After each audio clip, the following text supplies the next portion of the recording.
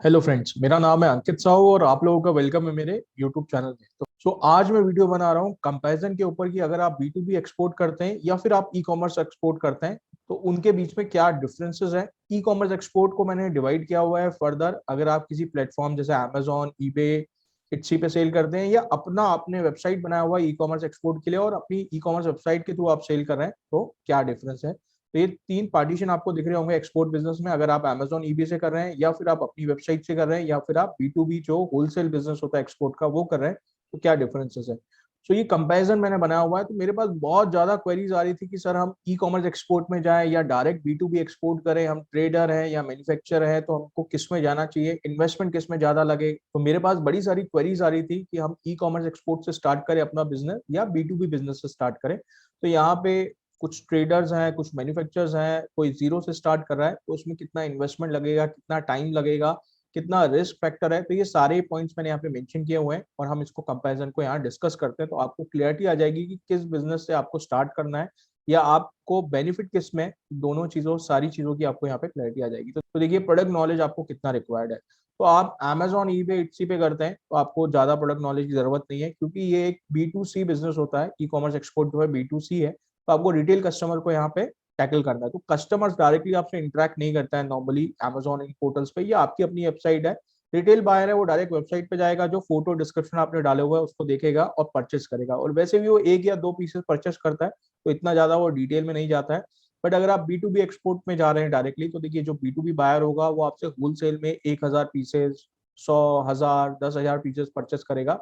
तो वो प्रोडक्ट का किसका मटेरियल है, कहाँ से आपने लिया है, क्या उसका सर्टिफिकेशन है, तो वो सारी डिटेल्स आपसे पूछेगा और आपको नॉलेज होना चाहिए। तो ऐसा अगर आपने न्यू स्टार्ट किया है, अगर आप ऑलरेडी उस बिजनेस में हैं और डोमेस्टिक मार्केट में या मैन्युफैक्चर करते हैं आप, तो आपको नॉलेज होगा। बट अगर आप जीरो से स्टार्ट कर रहे हैं, बिल्कुल अभी अभी आप उस एंटर हुए हैं, तो आपको उस प्रोडक्ट का नॉलेज लेना पड़ेगा बहुत ज्यादा डिटेल में। क्योंकि जब बायर आपसे इंटरेक्ट करेगा, क्योंकि वो होलसेल में ले रहा है, देखिए 1,000 पीस खरीद रहा है, इन्वेस्टमेंट भी वो बड़ा कर रहा है आप पे, तो वो पूरी तरीके से आपसे इन्फॉर्मेशन लेगा। तो आपको उसका पूरा नॉलेज होना चाहिए। देखिए बिजनेस का नॉलेज आपको कोई भी बुक पढ़ने से नहीं आएगा। आप जब तक उसको नहीं करेंगे, आप उस प्रोडक्ट पे डील नहीं करेंगे, तब तक आपको नहीं आएगा डिटेल्स में। आपको उसका नॉलेज बहुत डिफिकल्ट है। तो यहाँ पे आपको B2B में थोड़ा सा डिफिकल्टी आने वाली है। अगर आप ई कॉमर्स से स्टार्ट करते हैं, पहले 1-2 साल ई कॉमर्स करते हैं तो प्रोडक्ट सोर्सिंग ये सारा नॉलेज आपको हो जाएगा और फिर आप B2B के भी ऑर्डर्स आएंगे तो उसको भी आप कर सकते हैं। बट पहले ही दिन आपके पास ऑर्डर आ गए 1,000 टी शर्ट्स का, लेट्स सपोज, अभी कहाँ से आप बनवाएंगे ये सारा आपको पता करना पड़ेगा। अब जब तक ऑर्डर आया नहीं तो आप बैकएंड में क्या प्रिपरेशन करेंगे। जब तक ऑर्डर आया नहीं, आप कहीं भी इंक्वायरी करने जाएंगे तो कोई भी आपको प्राइस नहीं देगा, क्योंकि वो जो फैक्ट्री वाला होगा उसे लगेगा आप टाइम, आप लर्निंग के लिए आए हैं, बट उसको लगेगा आप उसका टाइम वेस्ट कर रहे हैं। तो वो आपको कोई भी कोटेशन इस तरह का, जब तक आप उसको सीरियस नहीं लगेंगे, वो आपसे चार डिटेल्स पूछेगा और आप सीरियस नहीं लगेंगे, डायमेंशन, स्पेसिफिकेशन, सारी चीजें पूछेगा, तो वो आपको कोटेशन नहीं देगा। तो B2B में थोड़ा सा इनिशियल लेवल पे ये डिफिकल्टी आएगी। बट अगर आप ई कॉमर्स से करते हैं अपनी वेबसाइट या अमेजोन से, तो ये कोई चैलेंज नहीं है। आपने सीधा एक प्रोडक्ट मार्केट से खरीदा, उसको फोटो खींची और उसको लिस्ट कर दिया, यहाँ पे लिस्ट कर दिया, और हो सकता है अगले दिन ही आपके पास उसका ऑर्डर आ जाए। दूसरा है स्टार्टिंग इन्वेस्टमेंट। तो ऑब्वियसली अमेजोन और आपकी वेबसाइट पे इन्वेस्टमेंट ऐसा कुछ नहीं चाहिए। आप 2-3 प्रोडक्ट भी ला के उसको लिस्ट कर दीजिए और सेल करना स्टार्ट कर दीजिए। बट अगर आप B2B में जाते हैं तो आपको देखिए बल्क में ऑर्डर्स मिलेंगे। तो लेट सपोज आपको 10 लाख का भी ऑर्डर मिलता है और आप बिल्कुल नए, एक्सपीरियंस भी जीरो है, तो कोई भी आपको 10 लाख रुपए एडवांस इतने इजीली नहीं देगा। वो आपको 20%, 30%, 50%, 20% तो अवॉइड करिए, 30% या 50% एडवांस कंपलसरी लीजिए। तो अगर वो भी आप लेते हैं तो 50% से के अराउंड पैसा आपको लगाना पड़ेगा, प्रोडक्ट मैन्युफैक्चर कराना पड़ेगा। जब आप उसको डिलीवर करेंगे, शिप करेंगे, तब आपको रिमेनिंग पेमेंट मिलेगा। तो यहाँ एग्जांपल दिया है मैंने 10 लाख का, तो 10 लाख में से अगर वो आपको 5 लाख रुपए भी एडवांस करता है तो 5 लाख का आपको इन्वेस्टमेंट करना पड़ेगा और यहाँ पे रिस्क भी रहेगा। तो ये सारी चीजें रहेंगी। और एडवांस ऑर्डर ऐसा नहीं है नहीं मिलता है, एडवांस मिल जाता है तो बहुत अच्छी बात है। पर थोड़ा एक्सपीरियंस होगा तो एडवांस मिलना आसान होता है। बिल्कुल भी एक्सपीरियंस नहीं है तो चैलेंज है। क्योंकि अगर आपकी अपनी वेबसाइट है या छोटे से डिटेल्स उसको पता चल जाएगा कंपनी कब रजिस्टर्ड हुई है और आप कब से इस बिजनेस में हैं। आप मैन्युफैक्चर हैं तो थोड़ा आपको नॉलेज रहेगा, बट अगर आप बिल्कुल ही आप जीरो से है तो डिफिकल्टी है यहाँ पे। अभी सोर्सिंग है तो यहाँ पे देखिए अमेजोन में मैंने मॉडरेट की ओर लिखा हुआ है और आपकी अपनी वेबसाइट पे इजी है। बट अगर आप B2B में जाते हैं तो डिफिकल्ट है। तो मैं बता देता हूँ, अमेजोन में मॉडरेट इसलिए लिखा है क्योंकि आप अमेजोन में कोई भी प्रोडक्ट ऐसे लिस्ट नहीं कर सकते। अमेजोन, ईबे, इट्सी तीनों की बात कर रहा हूँ। आपके पास ब्रांड का सर्टिफिकेशन होना चाहिए, आपके पास ऑथराइजेशन, टैक्स इनवॉइस, ये सारे प्रूफ अमेजोन आपसे मांगता है, तभी आपको अलाउ करता है। अगर बाई चांस आपके पास ये नहीं है तो आपका अकाउंट वो परमानेंटली डीएक्टिवेट या सस्पेंड कर देगा। तो देखिए सोर्सिंग में यहाँ पे Amazon eBay इसी के लिए आप करते हैं तो मॉडरेट रहेगा, क्योंकि आपको ब्रांड ऑथराइजेशन, टैक्स इनवॉइसेस, सारे डॉक्यूमेंट्स होने चाहिए। अगर आप ये डॉक्यूमेंट नहीं प्रोवाइड कर पाते हैं तो Amazon आपका अकाउंट जो है परमानेंटली डीएक्टिवेट कर देता है। तो यहाँ पे ये चैलेंजेस है। आप अपनी वेबसाइट में कोई भी मैं ऐसा नहीं कह रहा हूँ आप duplicate first copy product list कर दीजिए, बट आप टैक्स इनवॉइस के साथ भी परचेस करते हैं मार्केट से प्रोडक्ट, उसको आप यहाँ पे लिस्ट कर सकते हैं और उसको एक्सपोर्ट कर सकते हैं। इसके बाद आप B2B में जाते हैं तो यहाँ पे देखिए डिफिकल्ट है सोर्सिंग, क्योंकि आपको बल्क में करनी पड़ेगी, ऐसे सप्लायर्स ढूंढने पड़ेंगे, उसकी क्वालिटी वाइज सर्टिफिकेशन सारे लाइसेंसेस होने चाहिए सप्लायर के पास, और वो बल्क में आपको सप्लाई करे तो उस हिसाब से क्वालिटी और प्राइसिंग ये सारी चीजें आपको ढूंढनी पड़ेंगी। तो आपको एक्चुअल मैन्युफैक्चर के पास जाना पड़ेगा। जबकि अगर आप यहाँ पे eBay या Amazon पे आप सेल कर रहे हैं या आप अपनी वेबसाइट पे कर रहे हैं तो आप नॉर्मली Amazon से परचेस करके बिजनेस टैक्स इनवॉइस के साथ उसको भी एक्सपोर्ट कर सकते हैं। तो यहाँ पे वो चैलेंजेस नहीं आएंगे। ग्लोबल ब्रांड्स को अवॉइड करिए, जो ब्रांड दूसरी कंट्री में रजिस्टर्ड है उनको मत सेल करिए, बट नॉर्मली आप सोर्सिंग करेंगे तो कोई भी आपको प्रोवाइड कर देगा एक्सपोर्ट करने के लिए, तो यहाँ पे आप कर सकते हैं। और Amazon में थोड़ा डिफिकल्ट होगा, ब्रांड ऑथराइजेशन इतने इजीली कोई नहीं देगा आपको। अगर कोई ऑलरेडी सेल कर रहा है Amazon में तो वो तो बिल्कुल भी नहीं देगा, बट आपकी वेबसाइट के लिए वो इजीली दे देगा आपको। आपकी वेबसाइट में सेल करने के लिए कोई ऑथराइजेशन चाहिए भी नहीं, आप उससे टैक्स इनवॉइस में परचेस कर रहे हैं तो आप फर्दर उसको सेल कर लीजिए। बायर सर्च, तो अभी देखिए Amazon में सबसे इजी है, क्योंकि Amazon eBay ये सब एडवर्टाइजमेंट करते हैं, बायर उनके ब्रांड को ट्रस्ट करके उनके पोर्टल्स पे आता है और आपके प्रोडक्ट्स को वहां से परचेस करेगा। यही चीज अगर मैं ई-कॉमर्स ओन वेबसाइट पे करता हूँ तो यहाँ थोड़ा डिफिकल्ट होगा, क्योंकि बायर को ट्रस्ट करना तो एक इशू है ही, प्लस आपको अपनी वेबसाइट को प्रमोट करना पड़ेगा, आपको एसईओ करवाना पड़ेगा, एडवर्टाइजमेंट करनी पड़ेगी, तो बायर्स को विजिबिलिटी आएगी आपके प्रोडक्ट्स की और फिर वो परचेस करेगा। तो यहाँ पे थोड़ा सा डिफरेंस आ जाता है। अब B2B में बायर सर्च जो है बहुत डिफिकल्ट है, B2B बायर्स सर्च करना एक चैलेंज है। और देखिए बायर्स मिल भी जाएगा तो बायर आपको ऑर्डर क्यों देगा, वो आपसे दो चार क्वेश्चन पूछेगा। आप खुद सोचिए कि कोई नया बिजनेस में आया हुआ है तो उसको कोई 10 लाख रुपए का ऑर्डर ऐसे ही नहीं दे देगा, तो उसके लिए आपको काफी मेहनत करनी पड़ेगी। तो बायर सर्च पे मैंने वीडियोस बनाए हैं B2B के, वो आप देख सकते हैं, बट यहाँ पे मैं बस इसको ज्यादा एक्सटेंड नहीं कर रहा हूँ, ये वेरी डिफिकल्ट है यहाँ पे। प्लेटफॉर्म कमीशन, तो Amazon eBay का ऑब्वियसली कमीशन ज्यादा होता है, 15 से 20% के करीब कमीशन होता है नॉर्मली सारे पोर्टल्स का। आपकी अपनी साइड में किसी को कोई कमीशन नहीं देना है, जस्ट आपने कोई पेमेंट गेटवे पेपल या रेजर पे लिया हुआ है तो उसका जो फीस रहेगा बस वही देना है, और कोई कमीशन आपको नहीं देना है। और यहाँ पे B2B में भी कोई कमीशन नहीं देना है। अगर आप किसी कमीशन एजेंट के थ्रू एक्सपोर्ट कर रहे हैं तो आइडियली 5 से 10% का कमीशन होता है। बाकी आप डायरेक्टली डील कर रहे हैं बायर से तो कोई कमीशन यहाँ पे आपको नहीं देना होता है। ऑपरेशन एंड मैनेजमेंट, तो Amazon eBay का बहुत ईजी है, पहले से पूरा पोर्टल बना हुआ है, जस्ट आपको प्रोडक्ट की जो इमेजेस हैं वो अपलोड करनी है, डिस्क्रिप्शन डालना है और आपका साइट जो है, आपका स्टोर जो है रेडी हो जाएगा। सिमिलरली आपकी वेबसाइट सेटअप है, उसमें आपको जस्ट अपने प्रोडक्ट्स डालने हैं, डिस्क्रिप्शन डालना है। आप कहीं और से भी वेबसाइट सेटअप करवा सकते हैं, हम भी ई-कॉमर्स वेबसाइट प्रॉपर एक्सपोर्ट के लिए बना के देते हैं, तो आप किसी भी सर्विस प्रोवाइडर या हमारे थ्रू भी बनवा सकते हैं। आपने प्रोडक्ट्स की फोटोज और डिस्क्रिप्शन देना है बस अपने एंड से, बाकी पूरा एंड टू एंड वेबसाइट बिल्कुल जीरो से रनिंग वेबसाइट हम आपकी बना के दे देंगे, तो वो आप कर सकते हैं, तो उसमें ज्यादा कुछ चैलेंज नहीं है। तो B2B में यहाँ पे मैंने मॉडरेट रखा हुआ है, क्योंकि देखिए आप B2B में वेबसाइट भी बना देंगे तो ऑर्डर्स ऐसे नहीं आएंगे बल्क ऑर्डर्स के लिए। प्रॉपर बहुत सारे बायर्स विजिट करने भी आते हैं, आपका वेयर हाउस या आपकी फैक्ट्री को विजिट करेंगे। ट्रेडर है तो आपके वेयर हाउस को करेंगे, मैन्युफैक्चरर है तो फैक्ट्री को विजिट करेंगे। बाकी उनको कन्विंस करना, मैनेजमेंट, यहाँ पे आपको सर्टिफिकेशंस भी चाहिए प्रोडक्ट के, तो बहुत सारी चीजें आपके यहाँ रिक्वायर्ड होती है, इसलिए यहाँ पे मैंने इसको मॉडरेट रखा हुआ है। शिपिंग में जाएंगे तो शिपिंग बहुत ईजी है, आप इंडिया पोस्ट से भी कर सकते हैं और प्राइवेट कुरियर कंपनीज हैं उनसे भी कर सकते हैं, DHL, फेडेक्स, इसके भी थ्रू आप यहाँ पे भेज सकते हैं। सिमिलरली ई-कॉमर्स में भी सेम प्रोसेस है, Amazon और इसके दोनों के लिए सेम शिपिंग कंपनीज को अकाउंट्स को आप यूज कर सकते हैं। यहाँ पे मॉडरेट है क्योंकि आपको यहाँ पे नॉर्मली B2B ऑर्डर्स जो है ओशन के थ्रू जाते हैं, तो आपको यहाँ पे कंटेनर्स के रेट्स लेने पड़ेंगे और उस हिसाब से आपको नेगोशिएट करना पड़ेगा। आपको इनकोटर्म पे भी काफी डिटेल में काम करना पड़ेगा, तो कौन सा आपको कॉस्ट कम पड़ रहा है, तो वो सारी चीजें, क्योंकि बल्क में रहेगा, देखिए शिपमेंट का जो साइज है वो बड़ा रहेगा, तो आपको यहाँ पे काम करना पड़ेगा। सो अभी रिस्क में आ जाते हैं, रिस्क कितना इन्वॉल्व है। तो Amazon में मॉडरेट रिस्क है। मैंने मॉडरेट रिस्क इसलिए लिखा है क्योंकि Amazon पोर्टल्स जो है, Amazon eBay, इनकी अपनी गाइडलाइंस है, पॉलिसीज है।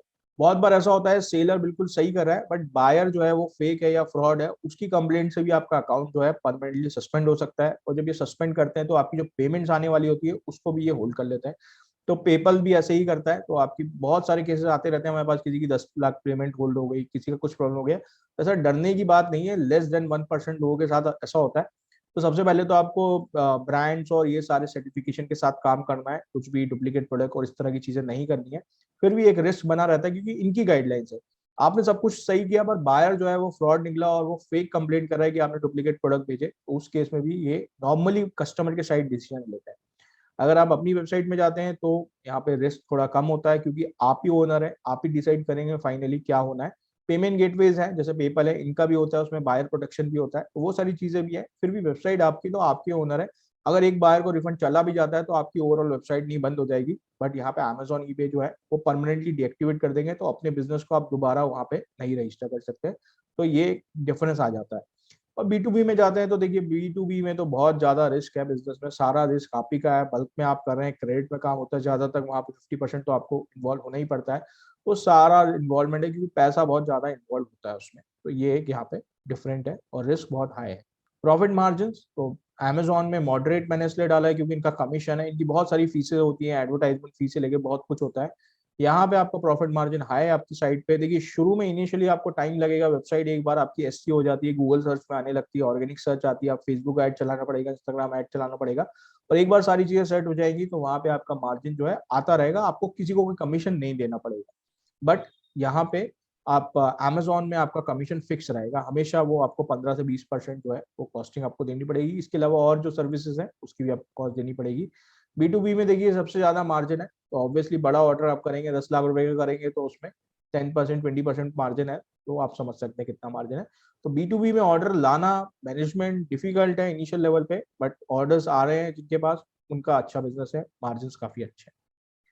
Timeline to get first buyer, तो यहाँ पे जब आप बिजनेस में स्टार्ट करते हैं तो कितने टाइम में ऑर्डर आ जाता है, तो देखिए अमेजॉन ईबे इट्सी में तो आप अपना अकाउंट सेटअप करते हैं, आपका प्रोडक्ट जो है वो कॉम्पिटिटिव है, बहुत ज्यादा कॉमन प्रोडक्ट नहीं है, कॉम्पिटिटिव है, प्राइसिंग आपने अच्छा डाला हुआ है, तो 5 दिन से 10 दिन के अंदर आपके पास ऑर्डर आ जाता है नॉर्मल केसेस में। 80% केसेस में आ जाता है, 20% में बिल्कुल ही आपने एक आध ही प्रोडक्ट डाला है, इमेजेस भी अच्छी नहीं डाली है, तो बहुत चांसेस कम है, विदाउट एनी एडवर्टाइजमेंट भी आपके पास यहाँ पे ऑर्डर्स आ जाएंगे।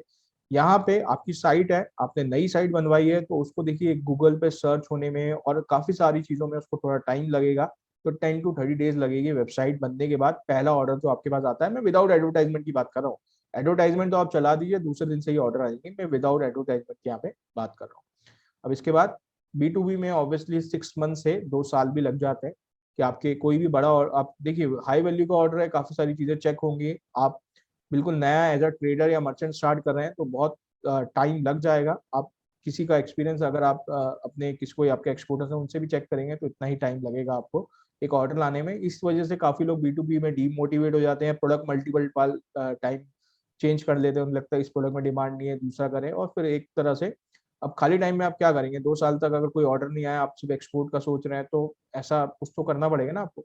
तो आप या तो ई कॉमर्स से स्टार्ट कर लीजिए, क्योंकि आपके वहां पे ऑर्डर्स आते रहेंगे, आपको प्रोडक्ट का नॉलेज होता रहेगा, सोर्सिंग का नॉलेज होता रहेगा, और प्रॉफिट भी सेम ही आ जाता है, क्योंकि क्या होता है यहाँ पे ऑर्डर्स डेली बेसिस पे आते हैं, छोटे छोटे ऑर्डर्स आते हैं, और आप ईयर एंड में देखेंगे तो ऑलमोस्ट सेम बराबर वैल्यू पे आ जाता है। प्रॉफिट मार्जिन भी इसमें अच्छा रहता है, क्योंकि रिटेल एक्सपोर्ट है तो यहाँ पे मार्जिन ज्यादा रहेगा as compare to B to B. But यहाँ पे आपको ऑर्डर्स लाने में इतना टाइम लग जाता है, एक दो एक्सेप्शन होते हैं जिनको मिल जाता है एक आध महीने के अंदर या 2 महीने के अंदर, बट नॉर्मली 6 मंथ से 2 ईयर्स का टाइम लगता है। प्रमोशन एडवर्टाइजमेंट, तो यहाँ पे देखिए कॉस्ट है, अमेजोन में मैंने लो लिखी है, तो 20% आप मान सकते हैं। तो बहुत लोग जो सेल करते हैं वो कहेंगे यार कुछ बचता ही नहीं है, एडवर्टाइजमेंट में ही सारा चला जाता है। तो अमेजोन और ईबे इनकी मैं बात करूँ तो ओवरऑल, ये अमेजोन स्पेसिफिक बोल रहा हूँ मैं, ईबे में ऐसा कोई कॉस्टिंग नहीं है, एडवर्टाइजमेंट नहीं रन करेंगे तो फिर भी ऑर्डर्स आएंगे, सेम चीज इसी में भी एडवर्टाइजमेंट आपको चलानी होती है वैसे। अमेजोन क्या है, लगभग 35 to 40% आपसे ओवरऑल कॉस्ट जो है उसकी एक ऑर्डर पे आ जाती है। 15 से 20% तो उसका कमीशन है, और 20% के अराउंड एडवर्टाइजमेंट कॉस्ट आ जाता है। तो यहाँ पे ये जो है प्रमोशन एडवर्टाइजमेंट इतना आपको लगेगा। आपकी अपनी वेबसाइट में मॉडरेट मैंने इसलिए लिखा है क्योंकि वहां पे आपको एडवर्टाइजमेंट, आपका प्रोडक्ट देखिए शुरू में साइट की विजिबिलिटी कैसे आएगी, आपके पास रिपीटिव कस्टमर्स कैसे आएंगे, तो इनिशियल कस्टमर्स आपको एडवर्टाइजमेंट से लाने पड़ेंगे, फिर उन्हीं कस्टमर्स को आप प्रमोट कर सकते हैं, रिपीटिव ऑर्डर्स ले सकते हैं, और रेगुलर आपको वहाँ एडवर्टाइजमेंट फेसबुक इंस्टाग्राम गूगल पे चलानी पड़ेगी ताकि आपके प्रोडक्ट विजिबल हो और लोग उसको परचेस करें। अब यहाँ पे जो है बहुत हाई मैंने लिखा हुआ है, क्यों रीजन है, देखिए एडवर्टाइजमेंट एंड प्रमोशन की मैं बात कर रहा हूँ, तो बी टू बी में आपके बिजनेस की विजिबिलिटी आएगी कैसे, जो इंटरनेशनल बायर्स हैं उनको कैसे पता चलेगा, आपको इंटरनेशनल इवेंट्स में जाना पड़ेगा, एग्जीबिशंस में जाना पड़ेगा, वहां पे स्टॉल्स बुक करने पड़ेंगे।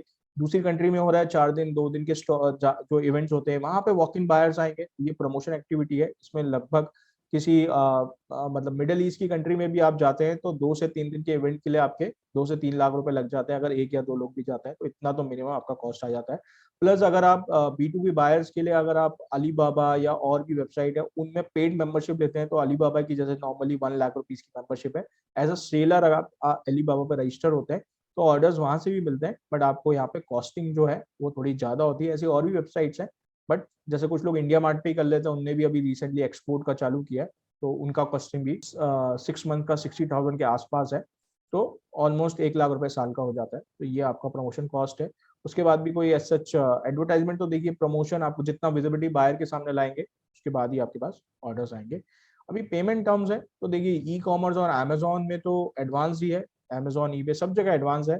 सिमिलरली आपकी वेबसाइट में आप पेपल या स्ट्राइप से पेमेंट ले रहे हैं तो उसमें भी एडवांस पेमेंट आ जाएगा, तो पेमेंट का कोई प्रॉब्लम नहीं है, कलेक्शन का कोई प्रॉब्लम नहीं है यहाँ पे।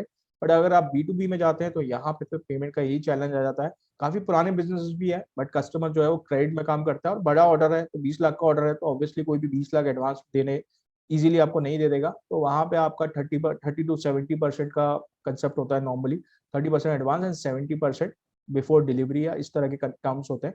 तो वो सारी चीजें डिपेंड करती है, बट यहाँ पे आपका क्रेडिट में रहता है और यहाँ पे लॉस होने के भी काफी चांसेस रहते हैं, क्योंकि नॉर्मली आप देखेंगे तो दुबई और साइड जो शिपमेंट जाते हैं क्रेडिट बेसिस पे उनमें ज्यादातर प्रॉब्लम्स रहती हैं, तो क्रेडिट में रहेगा तो वो प्रॉब्लम्स रहती है।